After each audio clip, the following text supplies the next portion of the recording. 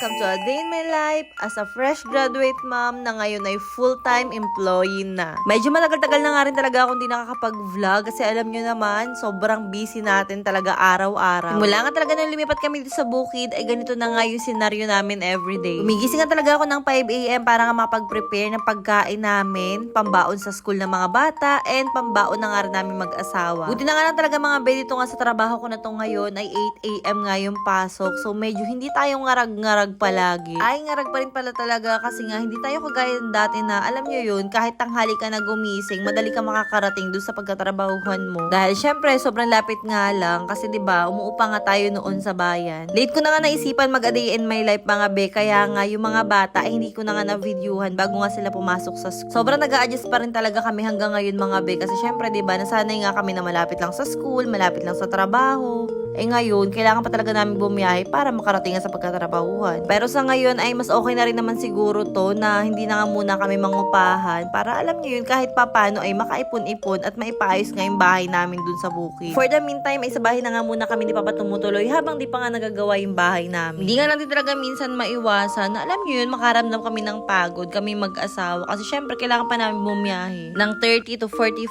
minutes bago nga yung oras ng mismong pasok ko. Kailangan din syempre namin mai-prepare muna yung mga bata at maihatid nga dun sa school sa Santo Niño Uno bago nga rin kami umalis. Feeling ko sobrang daming mangyayaring ganap sa buhay namin ngayon mga be. Pero wag kayong mag-alala dahil hindi ko naman kayo kakalimutan. I-update ko pa rin kayo syempre kahit parang ayaw nyo nang panoorin tong video na to. Ito mga be ha, meron talaga ako nabasang comment dun sa nakaraang vlog ko. Nasisikat din daw ako balang araw. Pero hindi ganun. Like ko naman sinasabi sa inyo na hindi nga para sumikat or magpahanga itong ginagawa kong vlog na to mga be. Kundi alam nyo yun, memories talaga. Kasi ito ha, sobrang nakakatuwa lang talaga mga be, kapag binabalik-balikan ko yung mga nakaraang video ko, yung mga vlog ko, yung mga kauna-unan kong vlog sa YouTube, ganyan. Tuwa ako kasi ang liliit pa nun nila Sean, ni Chantal, tsaka ng mga pamangkin ko, and sobrang nakakatuwa talaga silang panoorin. And that's the reason why, ayan, nagbi-video ko, nagwa-vlog ako, para alam niyo yun, pagdating ng araw, may babalik-balikan tayong ay, ako pala to, ganyan. Well, anyway, dahil ang dami ko na nga kwento, so, bali dito nga sa work ko na to mga be, may 2 hours nga kaming break, and kada break ko nga, ayan, kila Ate Tina nga kami tumutuloy. Yes, pwede naman kami sa store magstay, if ever nga na wala kang uuwian, pero,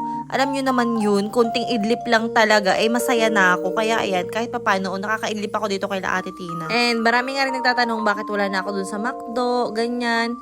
And biglaan lang talaga yung pag-alis ko dun mga be. Pero di na nga siguro para mag-talk pa kasi okay na ako dito sa trabaho ko na to. Medyo nanindibago nga ulit ako ngayon kasi parang ang tagal ko nang hindi nakapag-voice over mga be. Alam nyo yun? Since 2 PM nga ang balik natin sa store, ayan, nakaidlip na ako, nakapag-refresh na ako, nakapag-ayos na ako, nakakain na rin ako mga be. Ayan. Di na rin naman ako nag-aalala kay Kuya Sean at Chantal kasi may baon na nga rin sila sa school na lunch and doon na nga sila kumakain. So okay na nga rin siguro yun mga be para alam nyo yun kahit paano matuto silang maging independent.